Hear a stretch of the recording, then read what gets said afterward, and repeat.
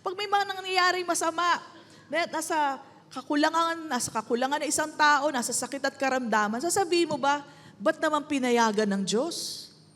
Anong kinalaman ng Diyos doon? Wala siyang kinalaman. Mga pinili natin yon. Mga gawa yun ng kaaway na pinapasok natin sa buhay natin. But never say that God allowed it para matuto ko. In fact, God gives you the grace habang dumadaan ka sa mga pagsubok na yan. But hindi siya ang nagbigay ng pagsubok.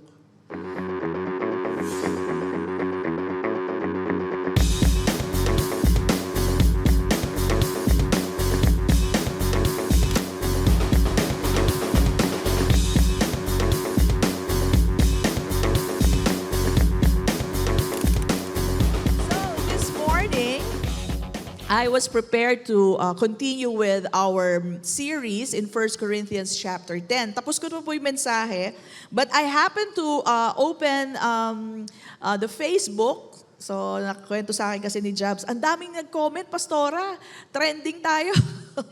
Okay, ang daming comments from our members, na very good naman po ang comments dun sa isang reel natin. But at the same time, meron din pong comment na mga negative. And praise God, yung mga negative naman po yun ay hindi taga-church natin, taga-labas. No? Hindi sila church-goers natin, and hindi ko alam kung sila ay mga Christian, but they did not like what I said na hindi galing sa Diyos ang temptation, trial, and testing. Hindi galing sa Kanya yan. And so, hindi nila nagustuhan yon. Gusto nila galing kay Lord. Okay? So, marami po, in different ways po nila kinoment. Sabi nga nung isa doon, magbasa naman daw ako. Nagbabasa naman ako. Alright? Aral-aral, no, pag may time. So, nag-aaral po ako at nagbabasa po, and I thank God for the revelation He gives us, no? So, dahil nga po sa napakadami pong reactions, no, I'm sure, sino po nakabasa ng mga reels na may comment? Walang nakabasa sa inyo.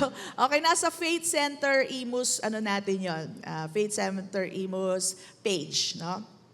So, ayaw nilang marinig na hindi galing kay Lord ang testing, ang trials. Hindi daw galing kay Lord yung temptation, no? At ang gusto nila, galing kay Lord yan, pinayagan ng Lord yan. Pampalakas ng pananampalataya natin para daw matesting tayo ni Lord kung talagang maniniwala daw tayo sa Kanya o hindi. Okay? Now, this is what I have to say, no? Ang Word of God po is enough. The Word of God is enough because the Word of God tells us that faith comes by and hearing by the Word of God, no? So, marami silang itinatanggi at talagang gusto nilang sabihin na hindi, nakakatibay ng pananampalataya ang mga testings and trials, no?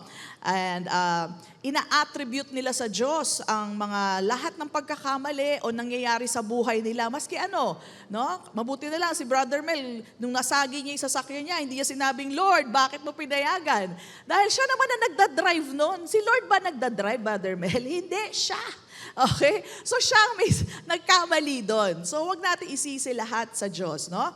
And actually, it is wrong to attribute to God any temptation, any testing, or trial. It is wrong. Mali po yan. Laking insulto po yan sa Diyos na mabuti. Bakit? Mabuti ba na magkasakit ka? Sino dito magsasabi, ang buti ni Lord, binigyan ako ng sakit? Wala magsasabi nun eh. Kaya lang sasabihin nila, pinayagan ni Lord, binigyan ako ng sakit. Kaya ngayon natuto ako. Well, praise God, natuto ka, pero hindi pa rin galing kay Lord yan. No? So, yun po ang sinasabi ng salita ng Diyos, that we are not to say, let no one say when he is tempted, tested, or tried, that he is tempted, tested, and tried by God. Why? Because God Himself is not tempted, tested, or tried. Walang nakakapagtukso sa Kanya, and neither does He tempt anyone. Mamaya po, papakita ko sa inyo yung verse. Kaya, ang title po nito, ng ating mensahe ngayon is, Let No One Say. Sabihin natin lahat? Ayan. So, wag daw natin sasabihin. No? So, kung ang trial po ni Lord ay sakit, binigyan ka ng sakit, si Lord ang nagbigay, okay? Ano naman ang karapatan mo para labanan yan? Siya pala may bigay niyan. May laban ka ba? Siya pala nagbigay Paano mo lalabanan yon? Huwag kang iinom ng gamot, huwag kang magpapadoktor. Kung ang Diyos ang nagbigay ng sakit at karamdaman, nilalabanan mo ang kalooban ng Diyos kung ganon. Okay? Kung siya ang nagbigay ng problema, ba't ginagawa mo ng paraan ang problema mo? Lumalaban ka ba sa Diyos? So kung yun ang thinking ng isang tao na galing sa Diyos ang trial, tribulation, testing, abay huwag mong lalabanan yan. Galing pala sa Kanya yan Ano naman ang laban mo? Anong laban mo sa Diyos? Wala. And it is so crazy to just say na lahat itong mga bagay na to, whether good or bad, ay galing sa Diyos. No? Because God is good. Wala pong masama na nanggagaling sa Kanya. Saan niya kukunin yun? Wala pong kasamaan ang Diyos. Kaya hindi niya rin maibibigay ang bagay na wala sa Kanya. On the other hand, the devil is bad and the devil stays bad. Wala po siyang kabutihan na ibinibigay sa atin. Okay? So, sa katotohanan lamang po tayo. Teka, ayusin ko lang yung electric fan ko. Okay. So, the truth is, in Christ. Sabihin natin lahat, in Christ.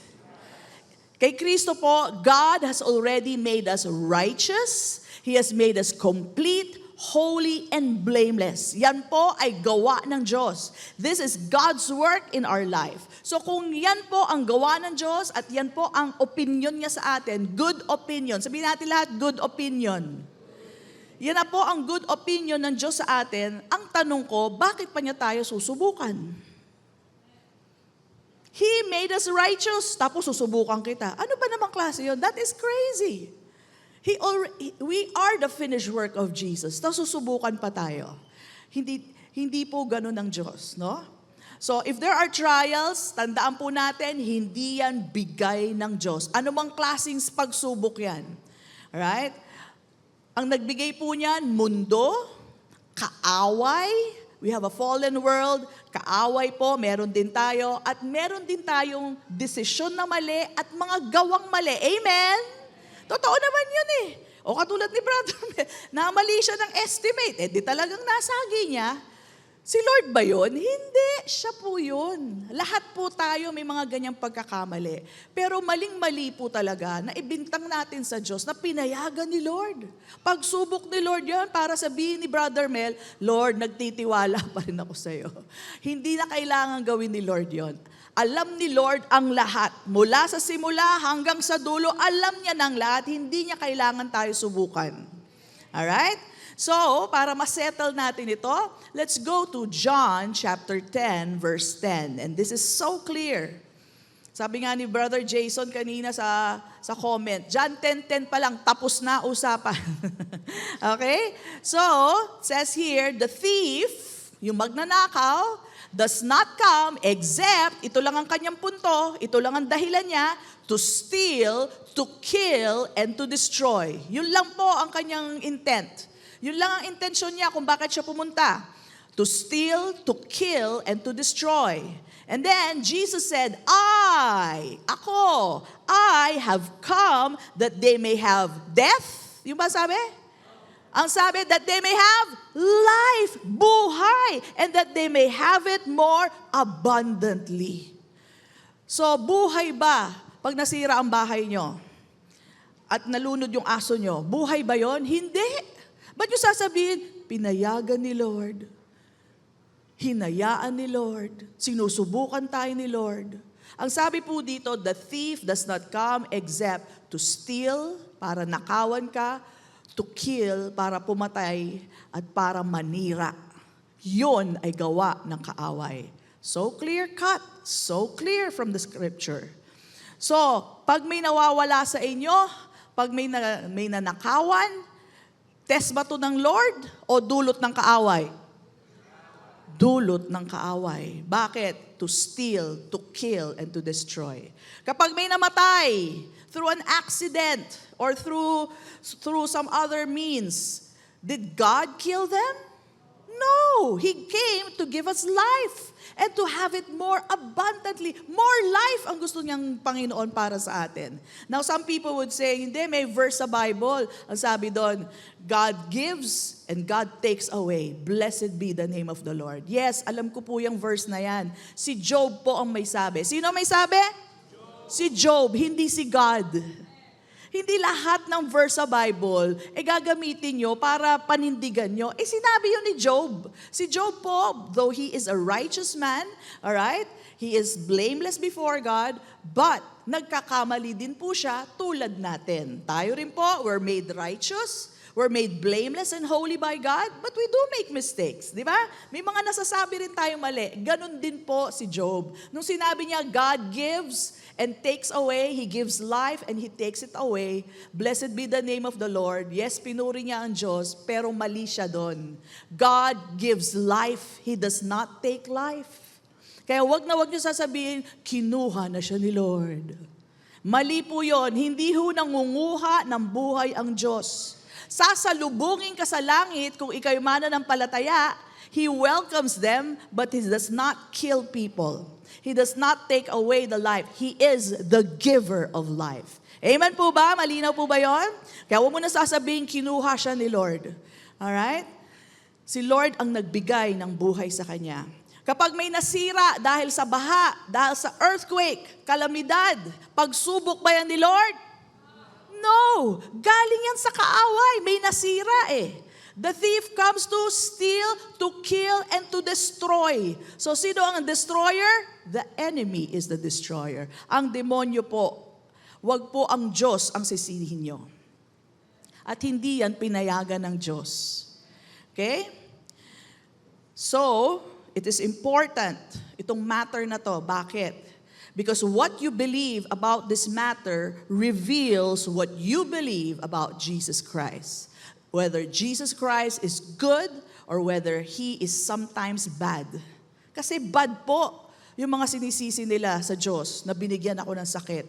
Binigay niya sa akin tong problema na to para matuto ako, para tumibay ako sa aking pananampalataya. That is wrong. Alright? So, wala pong magulang ang magbibigay ng ulcer sa anak niya para lang matuto ang anak. Sino dito, mabuting magulang, sasabihin mo, bibigyan kita ng migraine, ha? Para matuto ka na tigil-tigilan mo yung pagsa-cellphone mo. Meron magagawa doon? Wala. As much as we are flawed parents, meron tayong mga pagkakamali, pero hindi natin bibigyan ng sakit ng ulo ang katawan ng anak natin. Hindi natin sila bibigyan ng cancer, hindi natin bibigyan sila ng sakit at karamdaman. But how dare some people say, God gave me this ulcer. God gave me this sickness para matuto ko, blessed be the name of the Lord. Isang malaking insulto po yan. Kaya nga, let no one say, wag na wag daw sasabihin yan. That is blasphemy. That is insulting God. Those things does not come from God. Alright? Sino dito, sisirain niyo ang bahay ng anak niyo para matuto yung anak niyo na maging maayos sa bahay niya. Walang gagawa nun. Maski matatanda na yung anak niyo, hindi niyo gagawin yon dahil maayos kayong mga magulang. Amen? But people blame on God. Itong baha na to, padala ng Diyos. O ayan, natuto na tayo. Okay, mabuti natuto ka pero hindi pa rin galing sa Diyos yan. Linawin po natin. Ang Diyos ay mabuti, laging mabuti. Ang kaaway, masama, laging masama. Sa Kanya nyo ibintang, hindi sa Diyos. Okay? Kaya itong mga crisis na nangyayari sa mundo natin, kanino galing to? Hindi sa Diyos. When people are dying, when people are, having hard time economically, hindi po yan galing sa Diyos. Kasaganaan ang bigay ng Diyos. Life in abundance ang bigay ng Diyos. Paano sa Kanya ang sisi? No? Hindi po ito kalooban ng Diyos. Hindi po yan kagustuhan ng Diyos. Okay? So, kung tingin natin, ang Diyos ang nagbibigay ng sakit, mahirap po yun. Wala tayong kalaban-laban. Alright? Pero praise be to God, galing sa kaaway yan, kaya pwede niyong labanan. In the name of Jesus, I am healed. Amen? Pwede nating labanan sa pangalan ni Jesus na binigay sa atin. Amen? And remember this, the world is ours. The earth has been given to us. The heavens is the Lord. Yan po ang territory niya. But the earth, He has given to man. So He respects man. Kung anong desisyon natin dito, re-respetuhin ng Diyos. Gusto mo magkasala? Aba, hindi kalooban ng Lord yan, pero kung gusto mong gawin yan, hahayaan ka niya. Bakit? Nire-respeto niya ang kalooban mo. You are not robots. He has given us wills, our own will. And if you are wise and you will heed the word of God, gagamitin mo ang kalooban mo, gagamitin mo ang authority mo in Jesus sa kabutihan at hindi sa kasamaan. Amen? Nasa sa iyo yan. Hindi ho into slavery ang Diyos. Napipilitin ka na gawin na isang bagay. Okay? So, the truth is, pakinggan po natin to, trials do not add to our faith. Wala pong karagdagan yan sa ating pananampalataya. Nor does it make it a stronger faith. Hindi po nakakapaglakas yan ng ating pananampalataya. So wala pong tulong ang trial sa atin. Pero yung faith natin, nagagamit natin kapag may trials. Kapag may testing na galing sa kaaway. Malinaw po ba yun? Nagagamit natin yung pananampalataya, no, laban sa gawa ng kaaway sa atin. And remember, faith, matagal na natin ito sinasabi, but it's a good review, faith is a gift of God to us. It is already perfect. Wala naman po binigay na pananampalataya ang Diyos na kulang-kulang, kulang sa'yo kalahati lang, sa Kanya buo. Wala pong gano'n. Lahat po perfect. Why? Because this is the faith of Jesus Christ. So yung binigay po sa atin yung faith, complete na yan, perfect na yan. Gagamitin mo na lang. Sabi mo sa katabi mo, gamitin mo na lang. And the Word of God tells us it comes out, how? By hearing, and hearing by the Word of God. So ang tama pong word, nababasa natin sa Bible, faith comes by hearing and hearing by the Word of God. But actually sa Greek po, it comes out. Lumalabas po yung ating pananampalataya kapag tayo po'y nakikinig at nakikinig ng salita ng Diyos. So you are hearing the Word of God right now, faith is rising out. At kaya natin nagagamit. Pero perfect na yan. Your faith is already perfect because it is the gift of God and it is the faith of Jesus Christ. Okay? So sagutin po natin ang mga comments nila. Actually, binabasa ng anak ko. Sabi ng anak ko, nakakapi ko naman to, mami. Sabi ko, natatawa na lang ako. No? In fact, I have compassion. Napakahirap po na sambahin mo ang Diyos na siyang nagbibigay sa iyo ng sakit. Tama. Paano mo sasambahin ng Diyos na nagbibigay sa iyo ng sakit at ng problema? Kaya pala ako mahirap kasi sinusubukan ako ni Lord. Paano mo pasasalamatan yon? Napakahirap po nun. Kaya dapat natin makita na ang Diyos ay mabuti at kakampi natin, hindi siya laban sa atin. Napaka-importante po nun.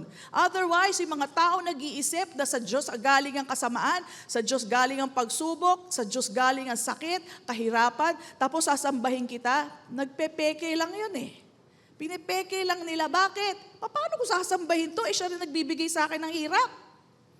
Ang hirap nun. Alright? So, sagutin natin yung mga questions nila and sabihin mo sa katabi mo, this is equipping time.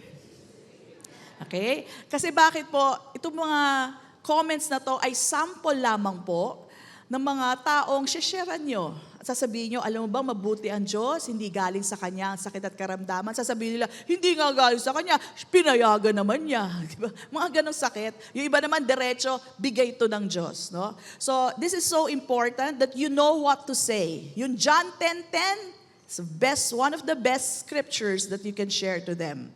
Alright? So, yan po ang gagawin natin. So, number 1, isa sa mga comment nila ito, no? Sabi nila, si Abraham daw, tinest ng Diyos. O kita mo? Sinubukan ng Diyos si Abraham. Okay? Sabi nga sa akin, magbasa naman daw ako. Okay, nagbabasa ako. Okay, so, umpisahan natin ang ganito. Kasi kung doon lang kayo mag-uumpisa sa Genesis 22, makikita niyo yung God tested Abraham. Talagang parang yun lang ang focus nyo. But remember, you always have to find Jesus in every scripture. You have to find the goodness of God in every scripture. Okay? Bago po nangyari ang Genesis 22, sa Genesis 15:6, si Abraham po was already counted as righteous when he believed God would give him a son and generations to come after him. Naniwala siya, although he was already 75 years old. Okay? At yung asawa po niya, hindi magkaroon ng anak. No? So, Abraham believed God. Sabi po sa Genesis 15:6, this was also quoted by Paul and James. Abraham believed God and it was credited to him as righteousness. So, sa opinion ng Diyos sa kanya, Abraham, righteous ka na. Bakit? Naniwala siya sa Diyos. Amen? So gaya din po natin. Do you know that we are already credited as righteous? Tinatawag na tayong righteous, okay, by God. Not because of anything that you have done, but because you believe in the Son of God, who is Jesus Christ. So ganun din po si Abraham. Okay? So si Abraham believed God and it was credited to him as righteousness. He was righteous because he believed God, not because of any good thing that he has done. Wala pa siyang ginagawa nun eh. Naniwala lang siya na siya'y magkakaanak. No? So, kung righteous na ang tingin ng Diyos sa kanya, bakit pa niya susubukan? Okay? So, yung po bang Genesis 22, kung saan sinabi, and God tested Abraham, what is the purpose of that? Ang purpose ba nun ay talagang subukan si Abraham? Or parang may ipakita ang Diyos sa atin na katotohanan patungkol kay Kristo Jesus? Okay? Kayo na po ang humusga. Ilalatag ko lang po sa inyo. So sa Genesis 22, verse 1, sinabi po doon, and God tested Abraham. Ang test po ay ganito, no? Hindi ko na po kayo may isa-isa. But ang test po ay ganito, Abraham, kunin mo ang iyong nag-iisang anak at ialay mo siya sa akin. Okay? So to this certain mountain, and this mountain is actually Mount Moriah. Okay? So, sumunod si Abraham. Sumunod po si Abraham, dinala niya po doon ng anak niya, may dala siyang mga kahoy, inakyat nila yung bundok, at akmang papatayin niya, si Isaac, biglang pinigilan po siya ng angel. The angel of the Lord, pinigilan siya. And then sabi sa kanya, huwag mong patayin ang anak mo, God has provided something. At pagtingin niya, meron pong ram sa likod niya. Can we have the picture of that? So, meron pong ram. Ano po yung ram? It's a young male sheep. Yun po ang ram. Bata, male, and it's a sheep, a lamb. And it speaks of Jesus Christ. Okay? So, hindi ho napatay ni Abraham si Isaac because God provided. In fact, Abraham called that place Jehovah Jireh. Yung place po mismo, Jehovah Jireh. It means the Lord will provide. God provided the sacrifice that speaks of Jesus Christ. No? So, ito pong nangyari sa Mount Moriah, is this really a test? Or is it God staging a future event that will take place? Na hindi, ikaw tao ka, hindi mo papatayin ang isang tao para sakripisyo, kundi ako mismo ang mag-aalay, ako mismo ang magpo-provide ng sakripisyo para sa buong mundo. And now, how do I know it's not a test? Kasi may sagot na po. Alam niyo po ba, mismo si Abraham, nung sinabihan siya na aalay niya yung kanyang anak, papatayin niya as a sacrifice, nakatulog pa siya nung gabi na yun. Alam niyo kung bakit? Kasi alam niya, God will provide. God will do something. Alright? Tingnan niyo to. Sa Genesis 22, 7 to 8. Can we go there? Ayan. Sabi dito, and Isaac, si Isaac po yung anak niyang binatilyo, and Isaac said to his father Abraham, my father. And he said, here I am, my son. He said, behold, the fire, ito yung apoy, and the wood, andito na yung kahoy. But where is the lamb for a burnt offering? Asa na yung tupa? Abraham said, God will provide for himself the lamb for a burnt offering, my son. So they went, both of them together. So ang tanong, is it really a test? Bakit alam na ni Abraham ang kasagutan? Or is this a stage that God wants to be told, God wants history to know that He will provide the sacrifice for all mankind? I tell you, it is not a test. It is God showing, showcasing, staging. Kasi alam niya, isusulat ito balang araw para mabasa nating lahat ngayon that God, Jehovah Jireh, will provide the sacrifice for all mankind. Amen. So, yan po ang kasagutan niyan. God wanted to tell His story of redemption. And yes, God provided a ram, a young male lamb. And you want to know a beautiful secret? Mount Moriah, kung saan po dapat patayin ni Abraham yung kanyang anak at nag-provide ang Diyos, is the same mountain where Jesus Christ was crucified at the cross. Amen. God provided. Palakpakan natin ang Diyos. Dapat dyan lumabas yung picture nung Jesus on cross. Labas natin yung picture na yun. Sayang naman. Okay? On the slide. So yun po. Bakit hindi ako pakiayos na may electric fan? Okay. Can we have the picture on the... Yan. Do you know that that is also Mount Moriah? And if you go to Israel, yan. If you go to Israel, they will show you kung saan talaga yung place na yon, si Abraham, papatay yung anak niya, sa kabilang picture ay nandun din po yung cross. We saw that in Israel. Beautiful, because God provided for all of us a Savior.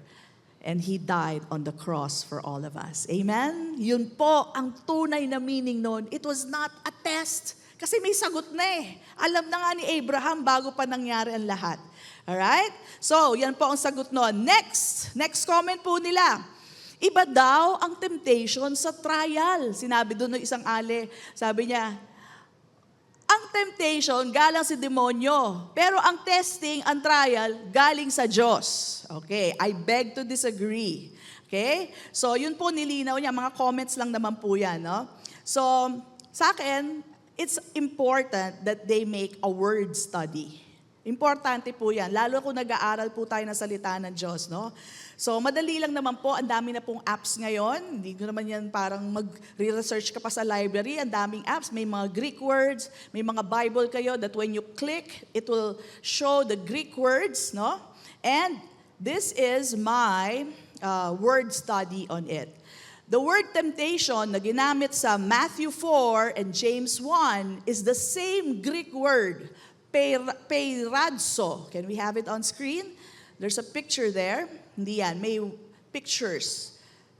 Okay, may pictures. Yan. Okay, so Matthew 4:1. Okay, dito po yung sinabi na Jesus was led up by the Spirit into the wilderness to be tempted. Nakita niyo po yung word? Tempted. The Greek word is peiradzo. Sabihin natin lahat, peiradzo. Okay, so ito yung temptation ni Jesus on the Mount of Temptation. Now let's go to James. James chapter 1. Ito naman yung sinasabing, let no one say, when he is tempted, let no one say that he is tempted by God. So James 1:13 po yan. It's the same word. Peiradzo. Sabi natin ulit, peiradzo.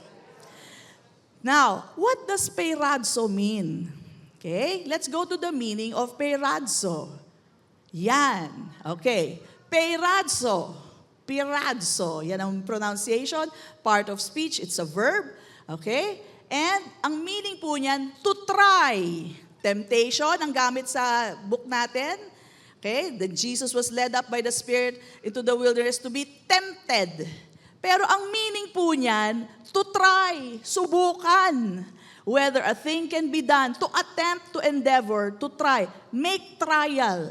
So trial, testing. So pwede mong basahin ang Matthew 4:1. Then Jesus was led up by the Spirit into the wilderness. Can we go to Matthew 4:1? Matthew 4:1, yan. Then Jesus was led up by the Spirit into the wilderness to be tempted or tested or tried by the devil. Iisa lang po yung word na yon. Sabi nung comment, iba ang temptation. Ang temptation galing si demonyo. Pero ang testing, trial, galing yan kay Lord. Hindi po galing kay Lord ang testing and trial. Kaya sinasabi nila, sinusubukan ako ni Lord. Yun ang dahilan nila. Kung ba't pinaglalaban nila na iba po yan. Hindi po, iisa lang po yan. Kaya po, pagdating natin sa James 1, let no one say when he is peradso, tempted, tested, or tried. Huwag mo daw sasabihin, no? When I am tempted by God, sabi, let no man say when he is tempted by God, I am tempted by God. Huwag mo daw sasabihin, I am tempted, tested, or tried by God.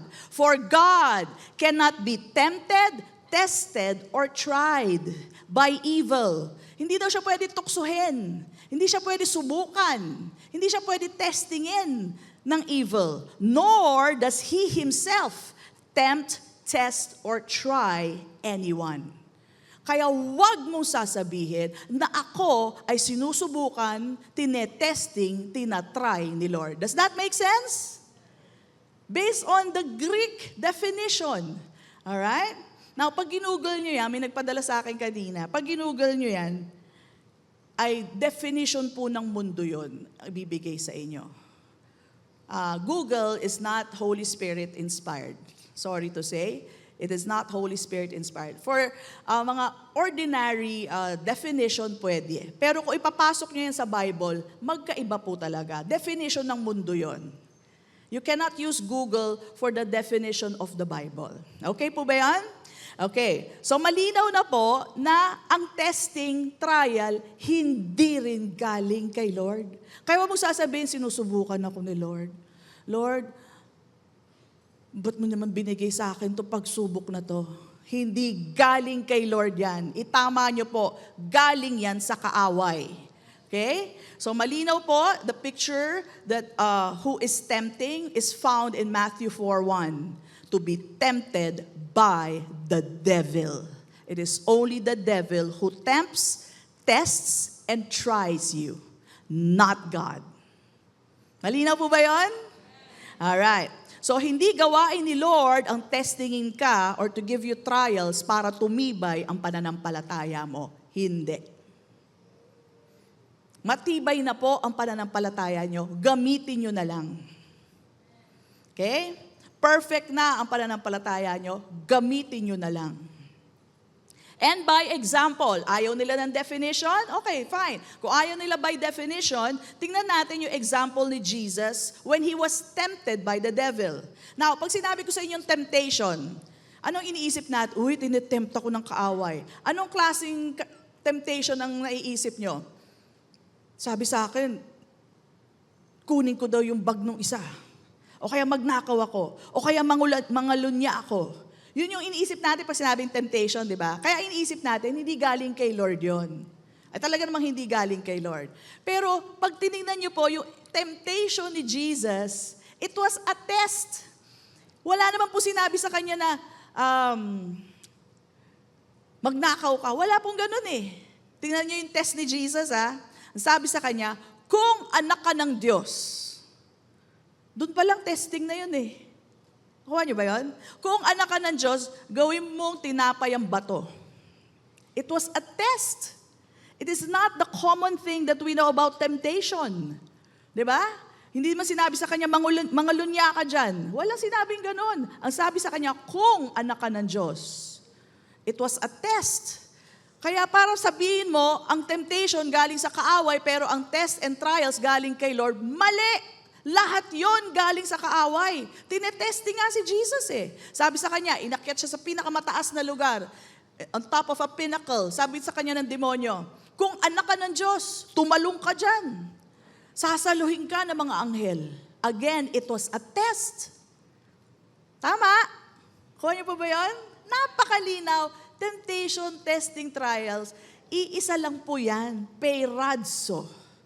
But none of them comes from the Lord. Amen? So, Yun po ang kasagutan doon. Iisa lang po yan. Iisa lang Greek verse, Greek word, and none of them comes from God. Kaya let no one say, when he is tempted, tested, or tried, let no one say that he is tempted, tested, and tried by God. Don't say it. That's an insult to the good Father. Amen? Okay, next. Next comment nila. Si Job naman daw, o hindi si Abraham, o si Job. Si Job, tinest ni God. Okay, sino nakakarinig ng ganon? Si Job daw, sinubukan niya ng Diyos. Alright, tapos may nag-comment in ulit sa baba. Sabi doon, hindi, sabi niya. Isa pang comment to, hindi ang Diyos ang sumubok kay Job. Pero pinayagan niya. O diba, ganon din yun eh. Ganon din yon. Pinasama nyo rin ng Diyos na parang okay lang sa Kanya na nangyari kay Job, na nawatay lahat ng anak niya, nasira lahat ng ari-arian. Para bagang okay lang sa Diyos, pumayag ang Diyos. Approve! Approve ang Diyos. Mali po yan. Laking insulto po yan sa Diyos. Hindi ho pinayagan ng Diyos yan. Panoorin po natin. Okay? So, nagbabago po sila kasi. Sabihin nila una, ganito yan na, lagi yan sasabihin sa iyo. Sinubukan ng Diyos si Job. Tapos papaliwanag mo, hindi yan sinubukan ng Diyos. Tingnan mo, si Satan ang gumawa sa kanya. Pero pinayagan niya. Yun ang susunod nilang statement. Nagbabago sila ng statement, pero ang gusto talaga nila, ituro lahat sa Diyos ang lahat na nangyari kay Job, which is not true. It is not true. This is evil-inspired. Sobrang evil-inspired po to. Ipipilit talaga nila na Diyos ang gumawa. Okay? So let's read Job 1 to 12. Kailangan po kasi talaga basahin ang Job, no? Sabi po dito, are we learning? Sabi po dito, there was a man in the land of Uz whose name was Job. And that man, look at this, was blameless and upright, and one who feared God and shunned evil. Right? So ito, ang opinion, the good opinion of God kay Job. Yan ang tingin ng Diyos sa kanya. Ang tanong, susubukan mo pa ba? Alam mo na nga na he is blameless before you. Alam na ng Diyos. That's the good opinion of God. Okay? And look at this. Let's continue with the story. And 7 sons, 7 anak na lalaki, and 3 daughters were born to him, to Job. Also, his possessions were 7,000 sheep. Ang dami nun, ha? Were 7,000 sheep, 3,000 camels, 500 yoke of oxen, 500 female donkeys, and a very large household. Madami siyang servants, marami siyang mga caretakers, ang laki. So that this man was the greatest of all the people of the east. Okay, that's his description. And his sons, yung anak ni Job, would go and feast in their houses, each on his appointed day. Ilan yung anak ni Job na lalaki? 7. So every day may piyesta sila. Every day nagpa-party-party sila. Monday si Kuya, Tuesday si Diko, Wednesday si, sunod doon? Sanse? Basta, every day, sila po ay may piyesta, nagkakainan, nagpa-party-party, and sabi po dito, each on his appointed day, and would send and invite their 3 sisters to eat and drink with them. So, it was when the days of feasting had run their course that Job would send and sanctify them.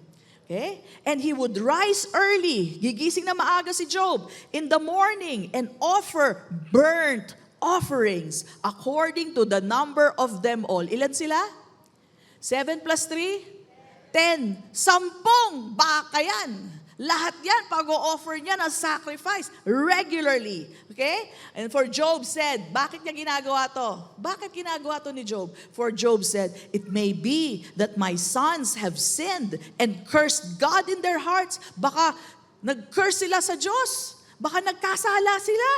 Kaya, lagi po ito ginagawa ni Job. Sabi dito, thus Job did regularly. Lagi po niya itong ginagawa. Naku, baka nagkasala yung mga anak ko, mag-aalay na naman siya ng sangkatutak na baka, sangkatutak na mga hayop. No? So, That's the story of Job. Now, let's continue. Another side of the story. Now, there was a day when the sons of God came to present themselves before the Lord.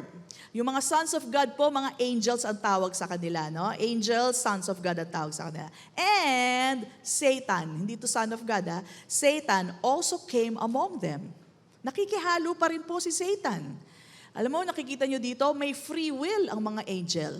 At patunay po na may free will ang angel, alam nyo po ba, humiwalay si Satan. Isn't that free will? May kalooban din po ang mga anghel. Kaya nga naghatak pa siya ng 1/3 of angels, sumama naman. Ganun po ang katotohanan, may free will po sila. And Satan also came among them. And the Lord said to Satan, tingnan nyo sabi ni Lord sa kanya, "From where do you come?" So Satan answered the Lord and said, "From going to and fro on the earth and from walking back and forth on it." Palakad-lakad daw siya sa earth. Then the Lord said to Satan, "Have you considered my servant Job?" Naisip mo na ba yung servant ko si Job? That there is none like him on the earth. A blameless. Sabihin natin lahat, blameless. And upright man. Sabihin natin, upright. Yan ang good opinion ng Diyos. Pwede bang magkamali ang Diyos? Hindi. Totoo po yan. Yan ang tingin niya kay Job. One who fears God and shuns evil. Alright? So, tingin nyo, kung alam na ng Diyos to, susubukan pa ba niya si Job? Di na. Meron na siyang opinion eh. Alright? So, it is not true that God tested Job. In fact, makikita natin dito. And look what Satan said. So Satan answered the Lord and said, "Does Job fear God for nothing?" Matatakot ba yan sa'yo kung wala lang? Sabi niya, "Have you not made a hedge around him?" Hedge means protection. Hindi ba pinoprotektahan mo siya? Around his household and around all that he has on every side. Di ba protektado mo siya? You have blessed the work of his hands and his possessions and have increased in the land. Now, question, yun ang gawain ng Diyos. He gives us protection. Tama. He increases the work of our hands. Tama. But the devil was inciting God. Kaya naman ganyan yan kasi pinoprotektahan mo eh. Kaya naman ganyan yan, ini-increase mo siya. Bakit? Mabuti ang Diyos eh. Yun na talaga gawain niya. Kaya lang, ang demonyo, ginawa ng mali siya. Kaya lang naman ganyan yan, kasi pinoprotektahan mo eh. You see how the devil works? Alright? Pawang kasamaan talaga. Mabuti na nga yung nakikita niya, masama pa rin sasabihin niya. Okay? And then, in-incite niya ang Diyos. Sabi niya, "But now, stretch out your hand." Sinasabi niya kay God, gawin mo to. Stretch out your hand and touch all that he has, and he will surely curse you to your face. Question, tinouch ba ni Lord si Job? Kung nabasa niyo yung story, hindi niya hinawakan si Job. Ang trabaho ng Diyos ay pagpalain siya, protektahan siya, pero hindi niya itatouch si Job in a way to hurt Job. Okay? So ito na lang sinabi ng Diyos sa kanya. Remember this, God does not lie. Hindi pwede magsinungaling ang Diyos. Sasabihin niya lang ang totoo. Okay? And the Lord said to Satan, ito na po yung naguguluhan yung mga tao. Sabi ng Lord kay Satan, "Behold," sabihin natin lahat, "Behold, all that he has is in your power. Only," tingnan niyo yung protection ni Lord, "do not lay a hand on his person." Huwag mo siyang hahawakan, sabi ni Lord. Pinoprotektahan niya si Job. At yun naman talaga ang Diyos, di ba? So Satan went out from the presence of the Lord. Right? Alam niyo bakit? Kasi gagawan niya ng masama si Job. Okay? Mamaya papakita ko sa inyo. So, ang question dito is yung salitang behold. Sabihin natin ulit, behold. Pag naririnig ng tao ang behold, akala nila, eto si Job, all that he has is in your hands. Yun ang naririnig nila eh. Pero do you know what behold means? Behold means see, look, tignan mo. Lahat ng kanyang ari-arian nasa iyong kapangyarihan. Okay? Now, hold your thought. Bakit nasa kanya? Sasabihin ko sa inyo bakit mamaya. Pero yun po ang naririnig ng tao. O kita mo? Sabi ng Diyos, "Behold, all that He has is in your power." O tingnan mo, binigay ni Lord. Hindi binigay. Behold means, tignan mo. Sabihin natin lahat, tignan mo. Yun lang ang sinasabi niya, tignan mo, nasa kamay mo ang lahat ng kanyang ari-arian. Hindi niya sinabing, ibinibigay ko na sa'yo si Job at ang kanyang mga ari-arian. Hindi niya sinabi yon. Tignan mo. Alright?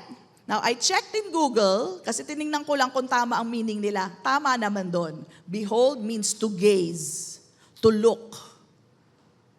Right? Behold means to observe, to see something. Hindi to give. Hindi binigay ng Diyos si Job kay Satan. Okay? So may isa pang verse. Then sasabihin ko sa inyo bakit nasa kamay ni Satan. Okay.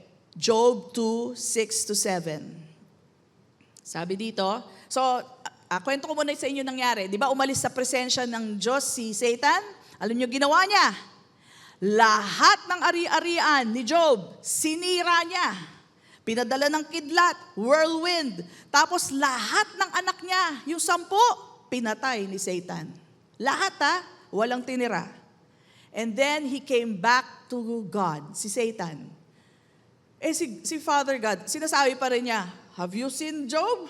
Ganyan pa rin siya, hindi niya ako ina-curse. Pinagmamayabang pa rin niya si Job. Alright? Sumagot ulit si Satan. Sabi niya, kaya naman ganyan yan, kasi okay pa siya. No? Pero attack mo yung katawan niya. Tingnan mo, ika-curse ka niyan. So I'm making the story short, no? And so this is the reply of God to Job. To Satan.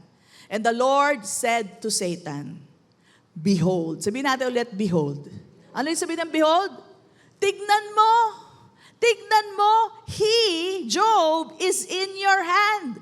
But, protection ulit, spare his life. So Satan went out from the presence of the Lord and listen to me, tingnan nyo, basahin nyo mabuti, and struck Job. Who struck Job? Satan. Hindi si God. Hindi hinawakan ng Diyos ng pamali si Job. He struck Job with painful boils from the sole of his foot to the crown of his head. Right? Para pong pigsa yun, buong katawan niya inflamed. Okay? So, dito po pinapatunay, hindi ang Diyos ang gumawa nun, hindi Diyos ang nagbigay. Sino nagbigay? Si Satan, pati pagpatay sa mga anak niya. At pagsira ng ari-arian, lahat po yan si Satan. Tapos sasabihin nila, pero pinayagan ni Lord. Binigay nga ni Lord si Job sa kanya. Hindi po. Behold simply means, tignan mo, nasa kamay mo si Job. Now, paano pong nasa kamay ni Job nasa kamay ni Satan si Job? Now, I mentioned to you a while ago that yung mga anak niya nagpa-party-party. And every time he would offer sacrifices, yun po ang kanyang fear. May takot po si Job. Alright? So, you know what? Fear opens a door to Satan. Di ba pag may takot ang tao, gumagawa na, kumakapit na sa patalim, di ba? Wala na, dadating na yung magsisingil, kaya kakapit na sa patalim, mangutang ka dyan, kunin mo yung pera ni ganito, kunin mo yung pera ni ganito. So, fear opens up the door to the enemy, kung ano na naiisip ng isang tao. Alright? So, that's the reason. Job was actually in fear. Even when God was proud of Job, alam niyo po ba, hindi tinitingnan ng Diyos yung pagkakamali ni Job o yung kahinaan niya. Tinitingnan pa rin niya, naniniwala sa akin ito. Kaya I consider him blameless. I consider him a perfect man. Okay? So, yun po ang pagkakasala po pagkakamali po ni Job. He did this regularly, offering sacrifices para sa kanyang mga anak. He was in fear. Now, to prove to you that fear po yun, Job 3:25. Nakakasunod po ba tayo? Sabi po sa Job 3:25, for the thing I greatly, what? Feared has come upon me. Takot ko to nangyari nga. Nangyari yung takot ko, and what I dreaded has happened to me. So si Job po, nag-open ng door kay Satan, and that is why sinasabi ng Diyos kay Satan, behold, nasa kamay mo na si Job, hindi mo lang alam Nakuha niyo ba yun? Hindi niya ibinigay, andun na siya. Andun na siya. Remember this, God will not lie. He just told Satan what is the real status of Job. Kaya hindi yun pinayagan ng Diyos. Hindi niya ibinigay si Job para subukan ng kaaway. That is the truth. It's the plain truth, and God will not lie. Amen? Now, this is the takeaway. Again, I told you, God still saw Job perfect and blameless, one who fears God and shuns evil, maski siya po ay in fear. Why? Because Job believed in God. So tayo din po, tandaan nyo to, we who are in the new covenant, maski po tayo ay nagkakamali, maski tayo po minsan in fear, maski po tayo minsan nagkakasala, God still sees you blameless. And God is proud of you. He is proud of you. Why? Simply because you believed in His Son, Jesus Christ. That's the only basis. Come on, bless the Lord. God is proud of you.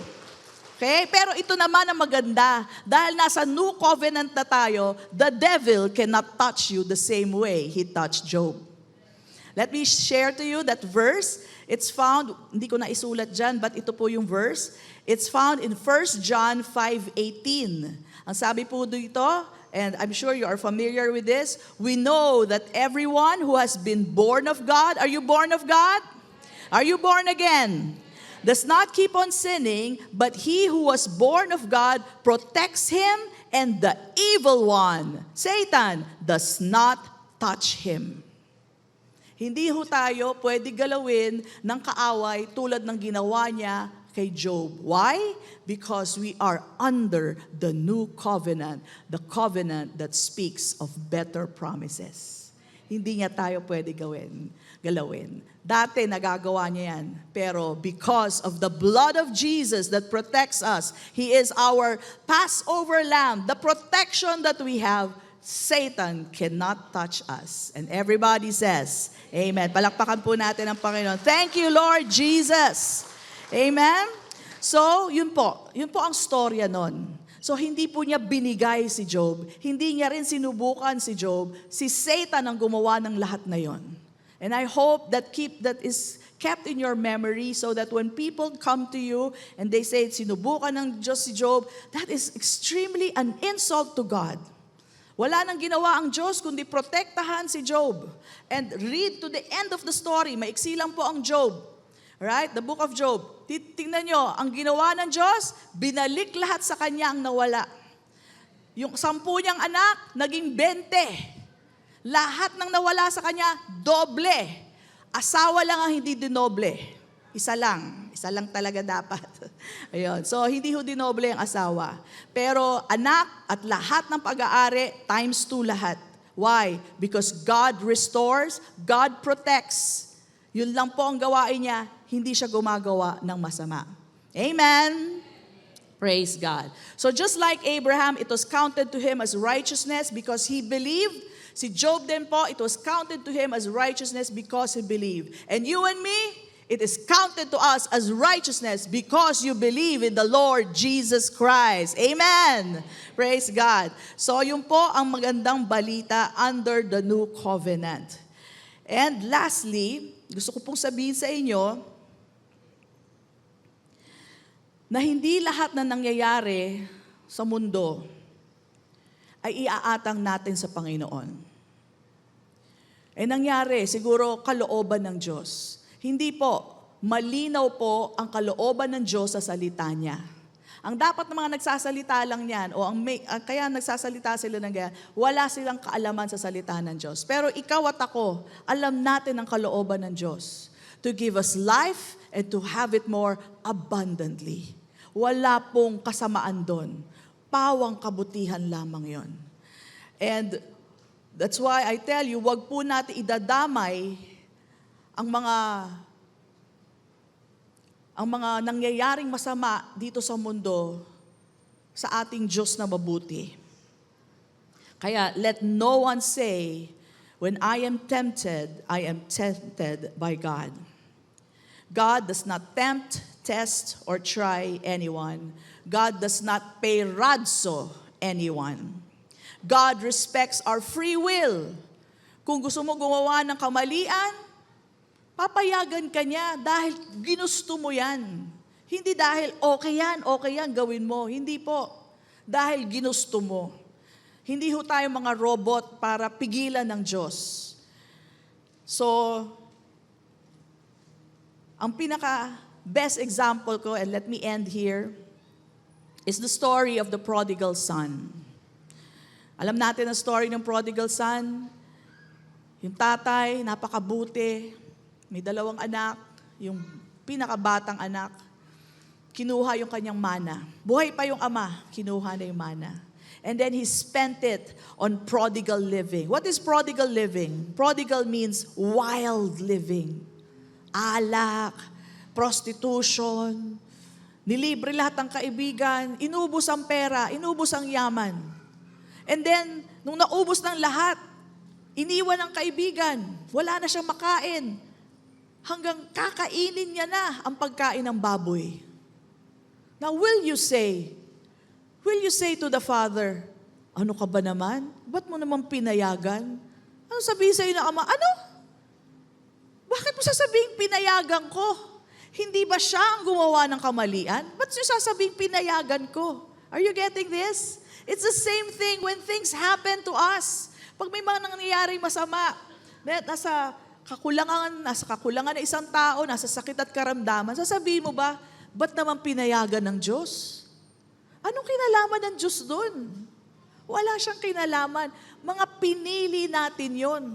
Mga gawa yun ng kaaway na pinapasok natin sa buhay natin. But never say that God allowed it para matuto ko.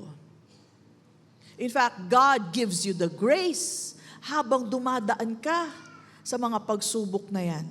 But hindi siya ang nagbigay ng pagsubok. So when things happen here on earth, don't say, bakit naman pinayagan ni Lord? O kaya minsan sinasabi natin, kasi minsan itong word na God allowed it, madalas makalusot yan sa Kristiyano. Ito pang Kristiyano na to. Alam natin, hindi nagbibigay ng hirap at sakit at karamdaman ng Diyos. Pero at the back of our minds, minsan sinasabi natin, Lord, ba't mo naman pinayagan? Sana tinigil nyo na lang. Alright? So, hindi po pinayagan ng Diyos yan. Nakasulat na po sa salita niya ang kalooban niya, ang kagustuhan niya para sa kanyang mga anak. Kagalingan, kalakasan, kapayapaan. Right? Yan po ang gusto niya para sa atin. In fact, the cross demonstrated it. He took our shame. He took our pain. He took our sickness and disease para hindi ka na mahirapan sa buhay. Na kung magkasakit ka man, tandaan mo, meron ng nakahandang kagalingan para sa iyo. Kung magkasala ka man, hindi niya kalooban yan, pero meron ng nakahandang kapatawaran para sa iyo. Lahat ginawa niya na para sa ating lahat. Kaya hindi niya kalooban, hindi niya pinayagan ang mga masasamang bagay. Through the cross, Jesus answered for it all. He is the provision of God. The provision that God will provide the sacrifice so that you and I will not have to suffer and to pay for the debts we could not pay. Yun po ang katotohanan. Kaya mga kapatid, let no one say, sabihin natin ulit, let no one say that when I am tempted by God. Hindi galing sa Diyos ang temptation, ang pagsubok, at ang mga tests. Not at all. God is a loving Father. Pawang kabutihan lamang ang galing sa ating Diyos. And everybody says, Amen and Amen. Come on, bless Him. Salamat aming Diyos. Napakabuti niyo sa amin. Siya na po ang kumuha ng lahat para hindi na tayo mag-suffer. Do you see how good God is? Tapos i-blame natin sa Kanya. It's an insult. Insult to God who is good. That's why let no one say. Amen? May natutunan po ba tayo? Alam nyo na isasagot sa mga tao. Just give them the verses, John 10:10, yung mga ganyan. And that will clear up things. And pray for them. Kung di nila tanggapin, it takes a lot of teaching to receive this message, no? Kasi nga po, my people perish for lack of knowledge. Lack of knowledge po talaga yon, na hindi nila alam mabuti ang Diyos. Pero tayo, alam natin, God is good all the time and all the time. Amen. Come on, bless Him. Thank you, Father God. Praise God. And so, kung hindi mo pa natatanggap si Jesus na mabuti sa atin, na kumuha ng ating sala, kumuha ng ating kaparusahan as a perfect sacrifice of God, tanggapin mo siya ngayon. Just believe in the Lord Jesus. Sabayan mo ako sa maiksing panalangin. Sige, sabihin mo to. Kung hindi mo pa tinatanggap si Jesus, sabihin mo, Lord Jesus Christ, tinatanggap kita sa aking buhay. Salamat sa kapatawaran ng aking mga sala. Pinatawad mo na ako sa krus ng Kalbaryo. I believe in you and I receive you. And everybody says, amen and amen. Come on, bless Him. If you said that prayer, you are saved. And you are a child of God. And malaya ka nang makakatanggap lahat ng pagpapala na inihain ang ating Panginoon. Amen? Praise God. So I pray you learn today and marami na kayong maisasagot because this is an issue, an ongoing issue. And I believe it is evil-inspired na paratangan, tama ba Tagalog ko? Insultuhin ng Diyos na sa Kanya galing ang mga pagsubok. Not true. Not true at all. Amen? Praise God. Sabihin natin, let no one say, Amen.